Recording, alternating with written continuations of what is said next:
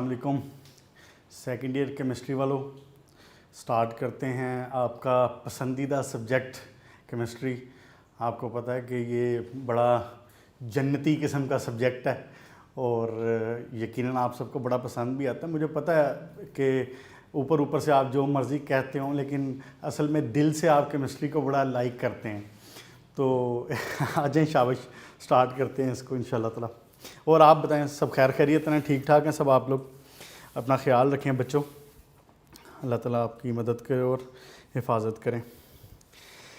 अच्छा जी बेटा, हम पहुँचे थे ग्रुप 4 की बिगनिंग में। हमने पहले इस चैप्टर में ग्रुप 3 को मुकम्मल तौर पे डिस्कस कर लिया है और ग्रुप 3 को मुकम्मल तौर पे डिस्कस करने से मुराद ये है कि जो दो एलिमेंट जो मेन ज़रा इंडस्ट्रियल लिहाज से इम्पोर्टेंस के हैं आपको वो पढ़ाए जाते हैं, जिसमें था बोरोन और दूसरा था आपका एलुमिनियम।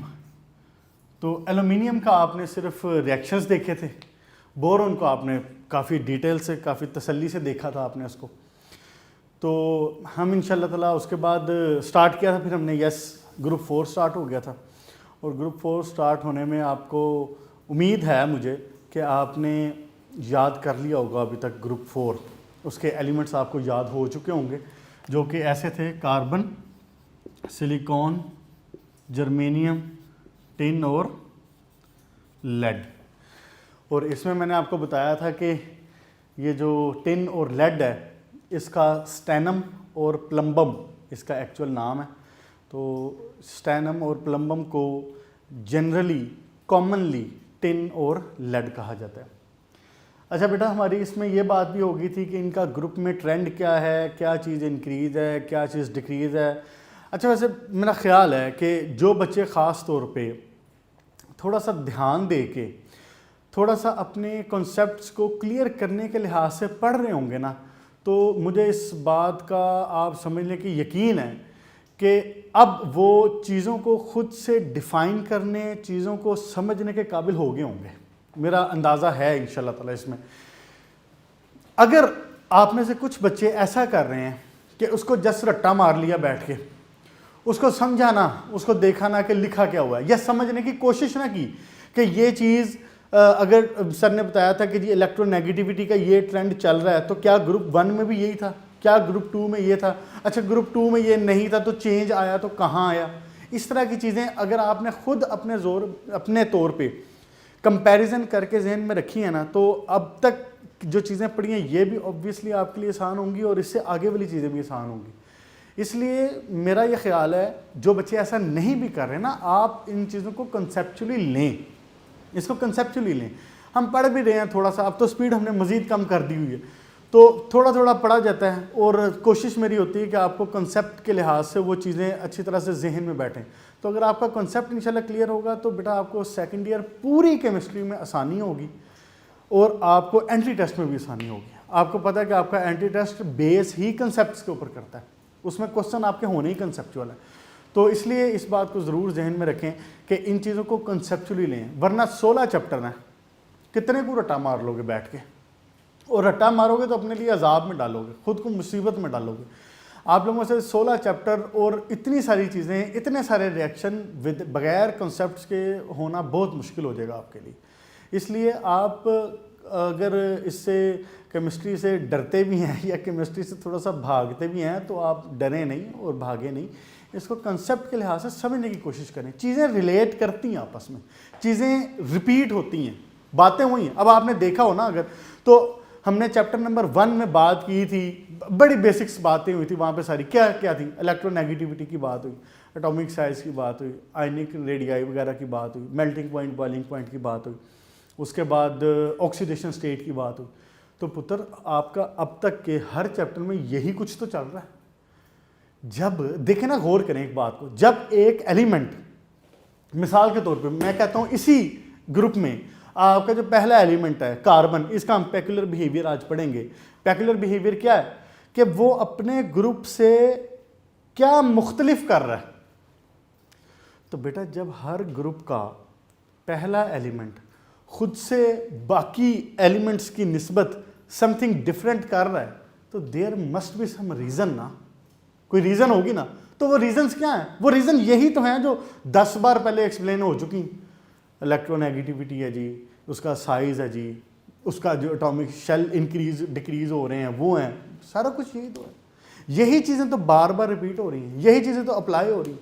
इसलिए इसको कंसेप्चुअली लें तो बाकी इंशाल्लाह ताला आपके लिए आसानी होगी। फिर हमने इसमें बात की थी कि कार्बन, सिलिकॉन, जर्मेनियम, टिन और लेड, इसका इलेक्ट्रोनेगेटिविटी ट्रेंड क्या था? Obviously top to bottom decreasing था।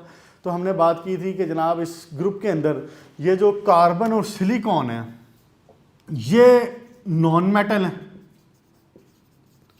ये वाला भाई साहब मेटलॉइड है और ये दोनों जनाब मेटल्स हैं। कार्बन और सिलिकॉन, कार्बन तो प्योरली नॉन मेटल है, सिलिकॉन भी मेटलॉइड और मेटल नॉन मेटल के जैसी इसकी होती हैं प्रॉपर्टीज़, तो इसको नॉन मेटल में भी कंसिडर कर लेते हैं।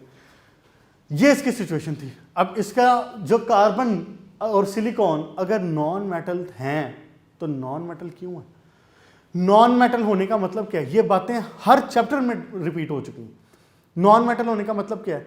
कि वो इजीली इलेक्ट्रॉन लूज नहीं करेंगे। अगर वो इजीली इलेक्ट्रॉन लूज कर दें तो हम कहेंगे कि दीज आर गुड मेटल्स, जैसा कि ये आपका स्टैनम और प्लम्बम। ऐसे ही तो कार्बन और सिलिकॉन इजीली इलेक्ट्रॉन लूज नहीं करते, तो इसीलिए इनका कैरेक्टर क्या है? नॉन मेटालिक है। अच्छा जी, उसके बाद मेटलाइड हम देखेंगे। सिलिकॉन और जर्मेनियम को हमने थोड़ा सा डिस्कस करना है आगे इसमें सेमीकंडक्टर के हवाले से, मेटलाइड होने के हवाले से। अच्छा जी, उसके बाद स्टैनम और प्लम्बम ये मेटल्स हैं प्योर, और स्टैनम तो इतना डिस्कस नहीं होगा। प्लम्बम की हम कुछ ऑक्साइड्स डिस्कस करेंगे क्योंकि इसका पेंट इंडस्ट्री में काफ़ी रोल है और कलर्स के लिहाज से जो लेड है ये काफ़ी ज़्यादा इस्तेमाल किया जाता है। तो इंशाल्लाह ताला जब लेड तक पहुंचेंगे लास्ट टॉपिक तक तो वहाँ जाके इसके बारे में बात होगी।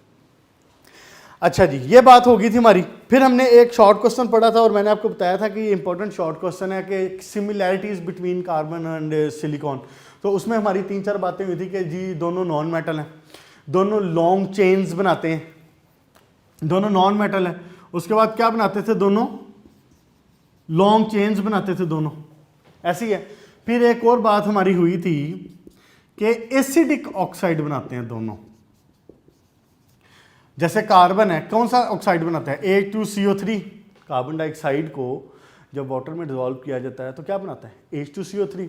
और इसी तरह जब सिलिकॉन को वाटर में डिसॉल्व किया जाता है तो ये बनाता है H2SiO3। सिलिसिक एसिड इसको बोलते हैं।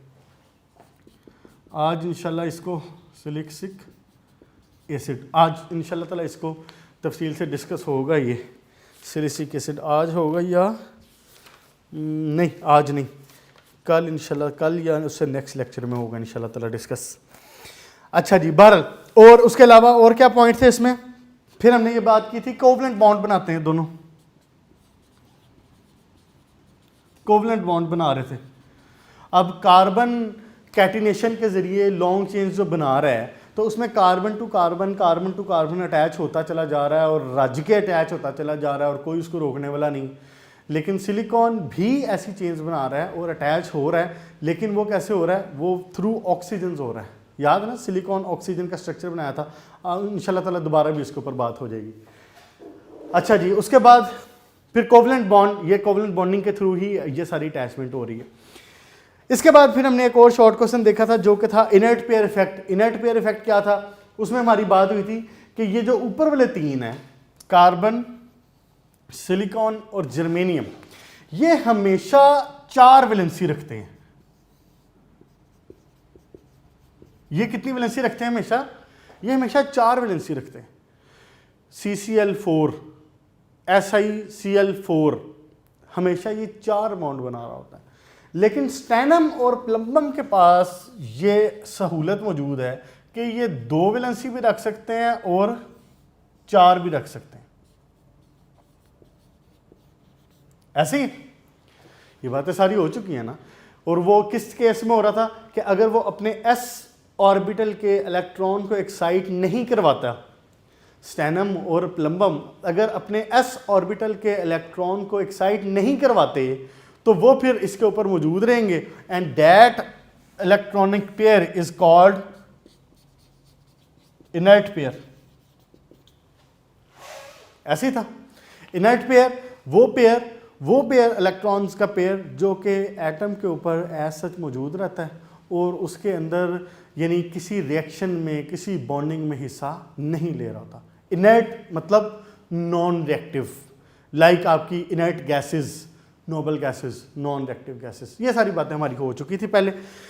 फिर एक छोटी सी बात पेज नंबर 45 के ऊपर, ये जो हमने कॉमन प्रॉपर्टीज और ग्रुप 4 पढ़ी थी, 4 लाइन है, छोटी छोटी सी बातें हैं क्या कि जी ग्रुप 4 इसमें वैलेंसी, पूरा ग्रुप 4 4 वैलेंसी रख सकता है।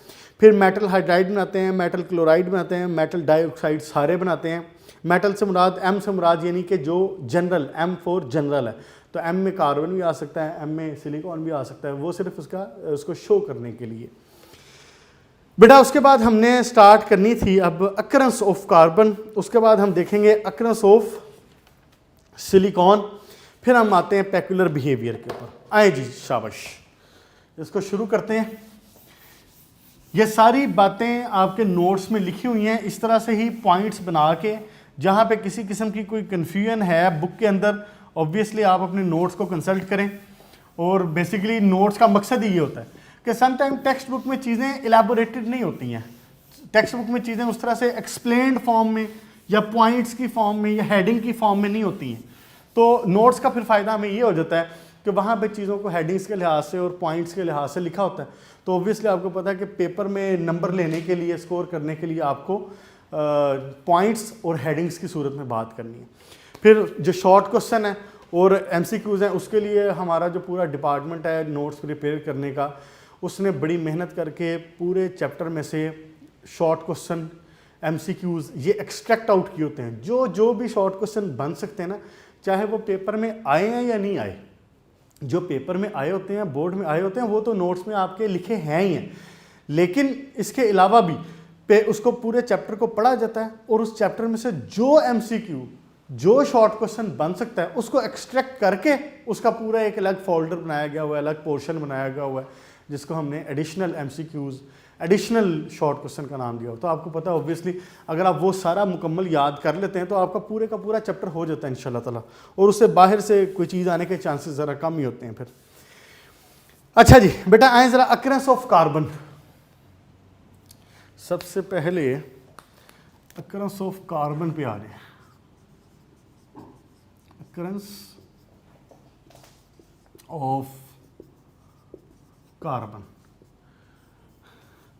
अकरेंस ऑफ कार्बन में मतलब कि कार्बन कैसे पाया जा रहा है, हमारी नेचर में कार्बन कैसे पाया जा रहा है। मेन जो कार्बन की अकरेंस है ना, वो 2 तरह की हो सकती है। क्या? एक तो वो हो सकती है कंबाइंड स्टेट, और दूसरी वो हो सकती है आपकी क्या नाम है, फ्री स्टेट। एक हो सकती है वो कंबाइंड स्टेट और दूसरी हो सकती है फ्री स्टेट। जो आपकी फ्री स्टेट है ना, ये आगे से फर्दर 2 तरह की है कार्बन के केस में। कौन कौन सी? एक है आपकी डायमंड और दूसरी है ग्रेफाइट। ओह सॉरी, मैंने मिस्टेक कर दी। डायमंड और सॉरी, इसमें फ्री स्टेट में क्या होना है, 2 तरह की हो सकती है। एक हो सकती है आपकी क्रिस्टलाइन और दूसरी हो सकती है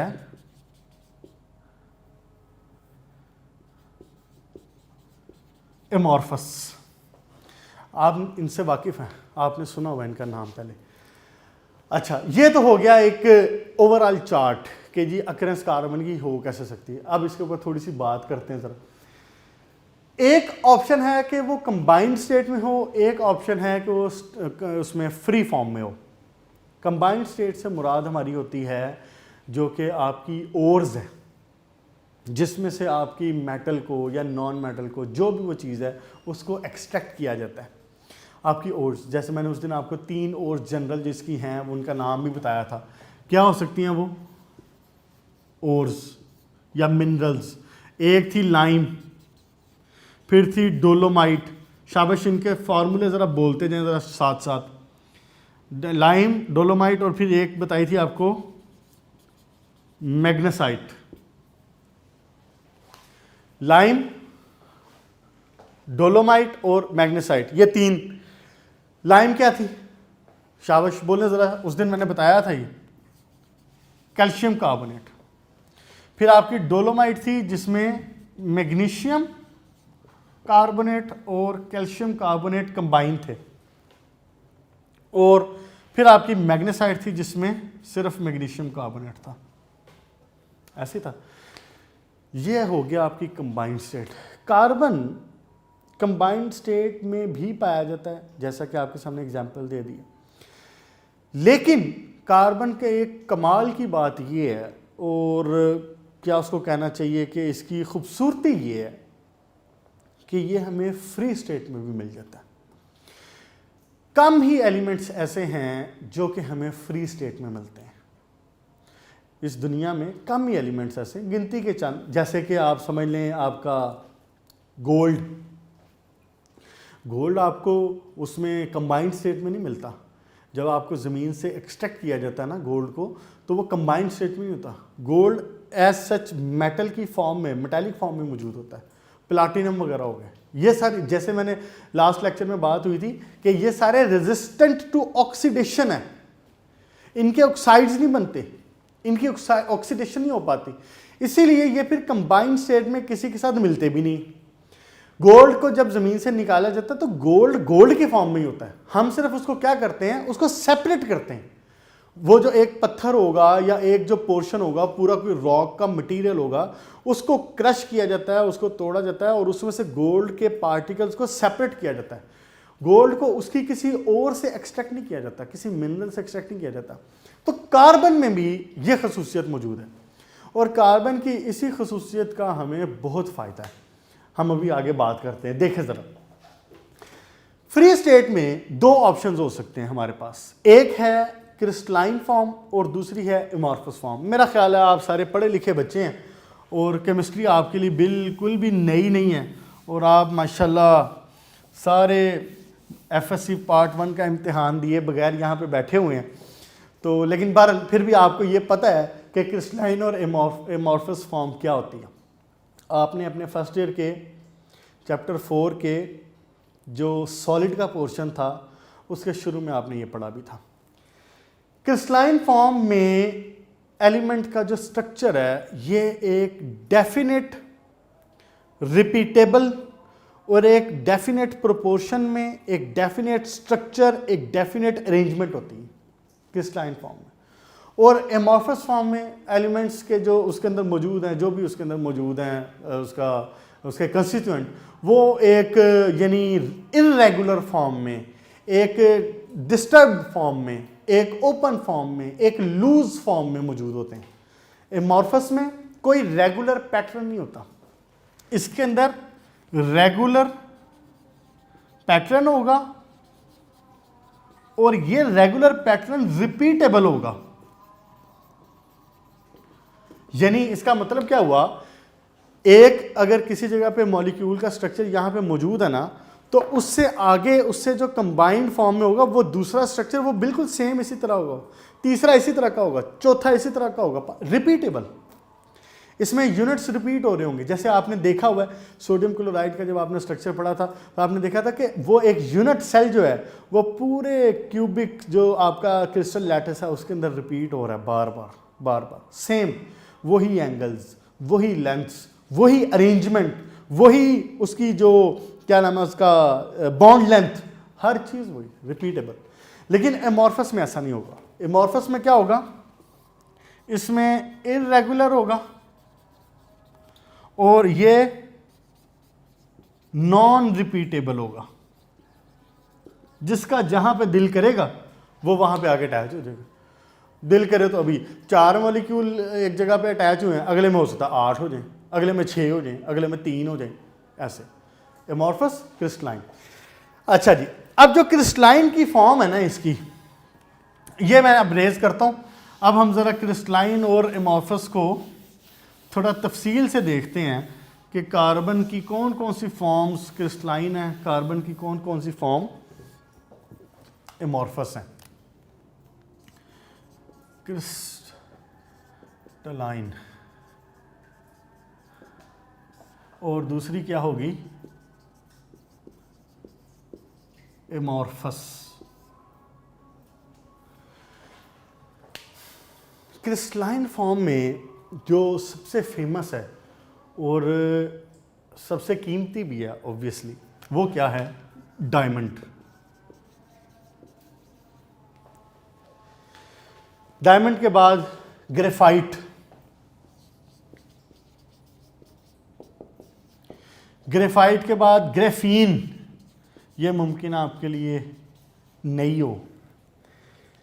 ग्रेफीन, बकी बॉल्स,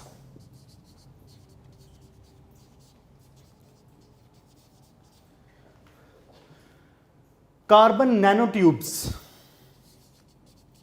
कार्बन नैनो ट्यूब। पुत्र राइटिंग की समझ आ रही है, मेरी कोशिश है अब कि इनलार्ज हो, थोड़ा सा क्लियर हो, लेकिन अगर उसमें फिर भी कोई मसला होता है तो ऐसा कभी नहीं होता कि मैंने एक वर्ड बोला ना हो और मैंने लिख दिया हो। लिखा वही होता है जो बोला होता है। तो अगर लिखे की नहीं समझ आ रही तो बोले की समझ लो, और बोले की समझ के अपनी प्यारी सी राइटिंग में खुद से लिख लें। डायमंड, ग्रेफाइट, ग्रेफीन, बकी बॉल्स, कार्बन नैनो ट्यूब, इसको CNT भी बोलते हैं, कार्बन नैनो ट्यूब्स को ना shortly CNT, carbon nano tubes. अब बुक में उसने यही लिखी हुई है, डायमंड और ग्रेफाइट वगैरह, ये चलें आपकी जनरल इंफॉर्मेशन के लिए होगी। डायमंड आपको पता है कि आपने पढ़ा भी है डायमंड, आपने डायमंड चैप्टर 1 के चैप्टर 4 में फर्स्ट ईयर में डायमंड का स्ट्रक्चर आपने पूरा पढ़ा हुआ। डायमंड में क्या हाइब्रिडाइजेशन होती है, sp3 कार्बन के साथ कैसे मिला होता है, उसमें आके उसमें पूरी, ये देखें जरा, ये देखें ब्लैक दरमियान में एक कार्बन है और ये जो वाइट है ये इसके फर्दर कार्बन है मज़ीद। अगर मैं इसी सीक्वेंस को मज़ीद चलाऊं तो मैं इसमें ये भी बना सकता हूं आपको शो करने के लिए। ये देखें ऐसे इसका पूरा स्ट्रक्चर चलता जाता है।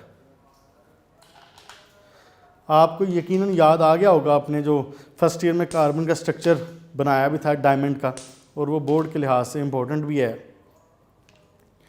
ये देखें ऐसे इसके केस में पूरा आगे से आगे ये चलता चला जाता है पूरा सीक्वेंस, यानी एक कार्बन के साथ आगे कार्बन अटैच है, उस कार्बन के साथ आगे कार्बन अटैच हैं, और sp3 हाइब्रिडाइजेशन ये बनाता है पूरी ऐसे। उसके बाद फर्दर हर कार्बन के साथ आगे मज़ीद कार्बन अटैच हैं ऐसे। फिर मेरे पास इतने सारे ये नहीं है मॉडल्स, लेकिन आप ऑब्वियसली अज्यूम कर सकते हैं। ये देखें ना, ये एक यूनिट था, ये एक यूनिट था, ठीक है। ये सारे कार्बन, ये भी कार्बन, ये भी कार्बन, ये भी कार्बन, ये चारों कार्बन ने sp3 हाइब्रिडाइजेशन की हुई है, ठीक है। और हर यूनिट, हर कार्बन आगे से फर्दर मजीद 4 कार्बन के साथ अटैच हो रहा था। जैसे ये कार्बन है, ये भी इसी तरह 4 के साथ मजीद अटैच, ये भी अटैच इसी तरह से। तो फिर आपने देखा था कि पूरा एक जॉइंट स्ट्रक्चर बन रहा था। तो उसमें कार्बन में sp3 हाइब्रिडाइजेशन थी डायमंड में, और ये इंतहाई स्टेबल, इंतहाई सख्त, इंतहाई हार्ड किस्म का मटेरियल है। और हमारी इसके ऊपर पहले बात हो चुकी है कि one of the highest melting points हैं इसके दुनिया में। कितना था? 30 to 80 डिग्री सेंटीग्रेड लिखा हुआ आपकी बुक में। तो उसके बाद डायमंड के बाद फिर ग्रेफाइट भी आपने पढ़ा हुआ है फर्स्ट ईयर में। ग्रेफाइट में क्या हो रहा था? उसमें sp2 हाइब्रिडाइजेशन हो रही थी। उसका स्ट्रक्चर कैसे बन रहा था, ऐसे, यानी यूं, और ये आगे ऐसे चलता चला जा रहा था।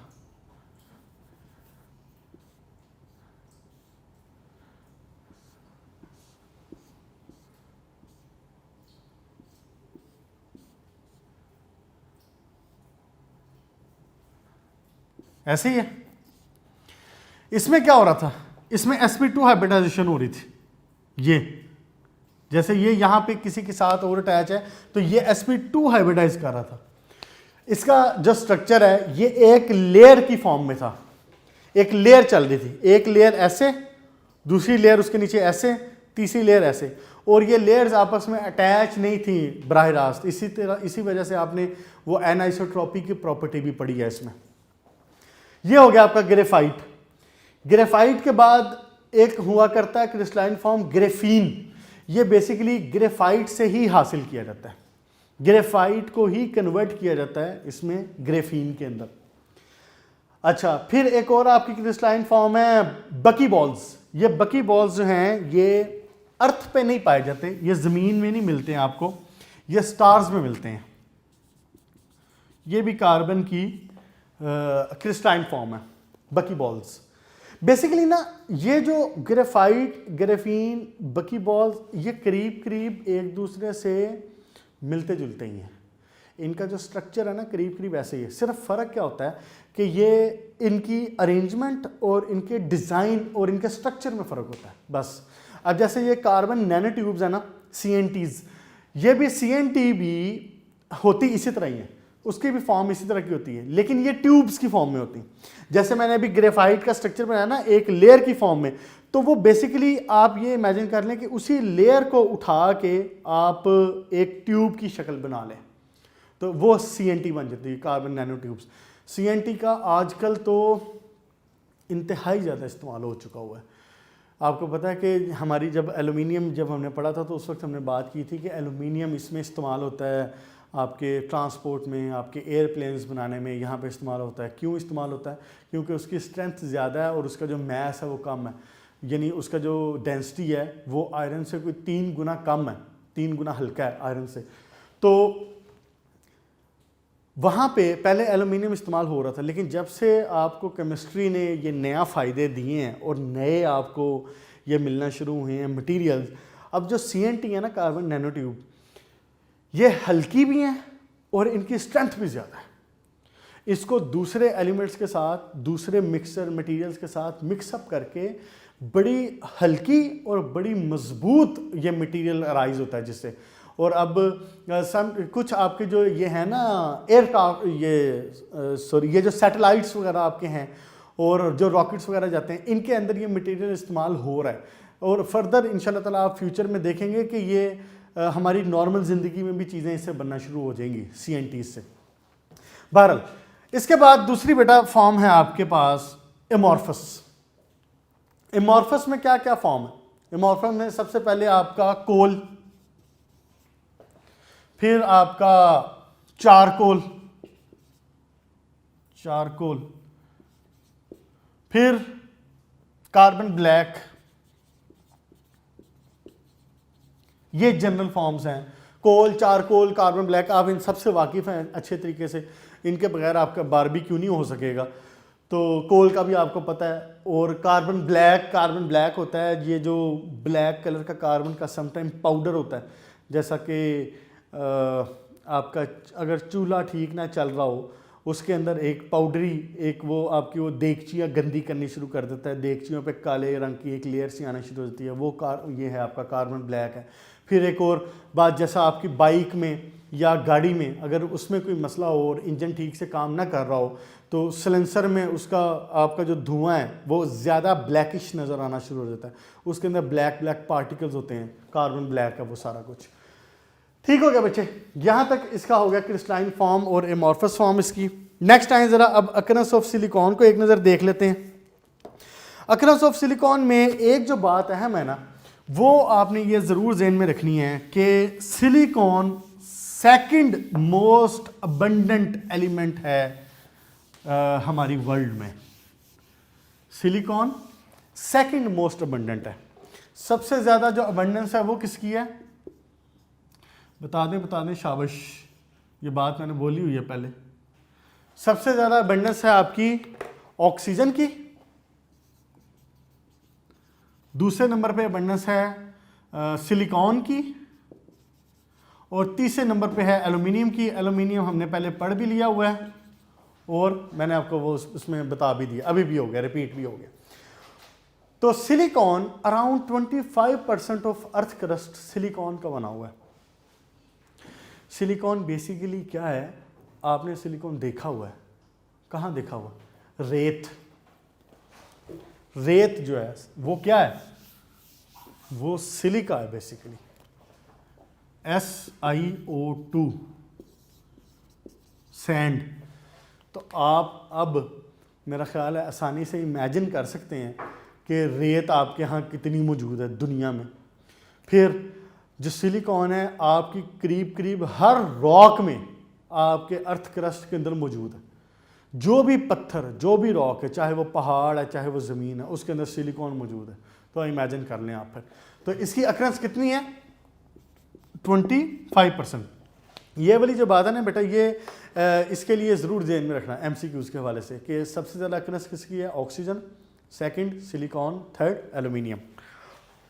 अच्छा जी, उसके बाद ये इसने लिखा हुआ है कि सिलिकॉन इज़ वेरी अबंडेंट, और ठीक हो गया, अर्थ क्रस्ट है due to element silicon like carbon. अच्छा, सिलिकॉन जो है ना ये कार्बन की तरह फ्री फॉर्म में नहीं मिल रहा। देखा मैंने जैसे पहले बात की थी ना अभी कि carbon one of those element है, one of those quite few elements है जो कि फ्री फॉर्म में मिलते हैं। सिलिकॉन फ्री फॉर्म में नहीं मिलता। सिलिकॉन या तो किसी ऑक्साइड की फॉर्म में होगा, अपने और कुछ नहीं होगा, तो ये तो होगा ही होगा सिलिका, वरना एक और इसका बड़ा कॉमन है सिलिकेट्स। हम आगे पढ़ेंगे इंशाल्लाह अभी डिटेल से उसको। Silicates,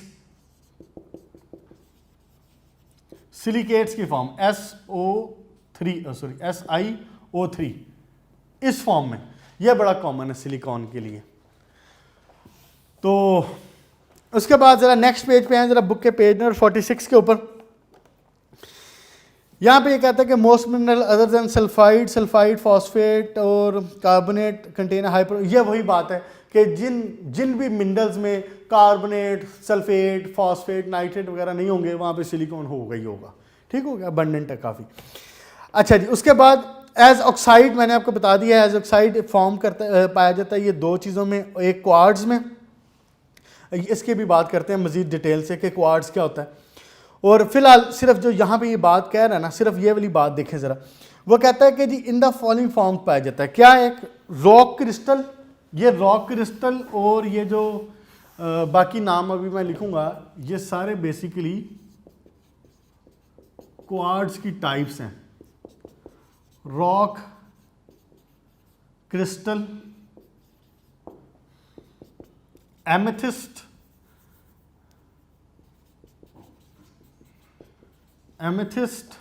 quartz.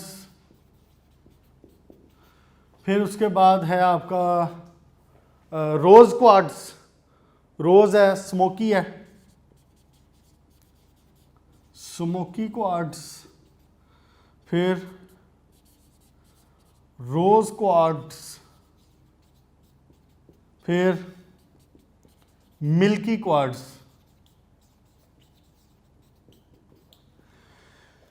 ये जो क्वार्ट्ज है ना बेसिकली ये सिलिका की क्रिस्टलाइन फॉर्म है।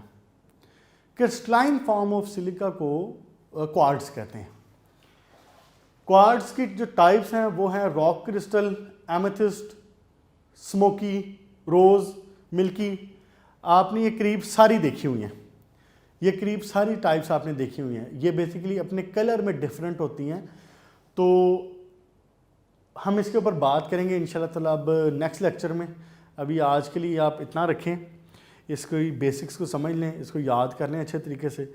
नेक्स्ट इंशाल्लाह मैं आपको बता दूंगा कि रॉक हो गई है या बाकी स्मोकी है, इनमें क्या डिफरेंस है और कैसे इसके मामला चलते हैं। आज हमने बेसिकली ओवरव्यू लिया है पिछले आपके चैप्टर का। उसके बाद हमने डिस्कस कर लिया है आपकी अकरेंस ऑफ कार्बन हमने तफसील से देख ली है, उसमें क्या क्या ऑप्शंस हैं, क्या क्या पॉसिबिलिटीज़ हैं। और उसके बाद हमारी बात हुई है कि अकरेंस ऑफ सिलिकॉन में क्या क्या शामिल है।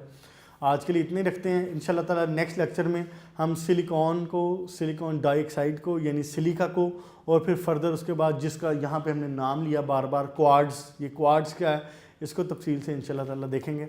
अपना ख्याल रखिएगा बेटा। अल्लाह हाफ़िज़।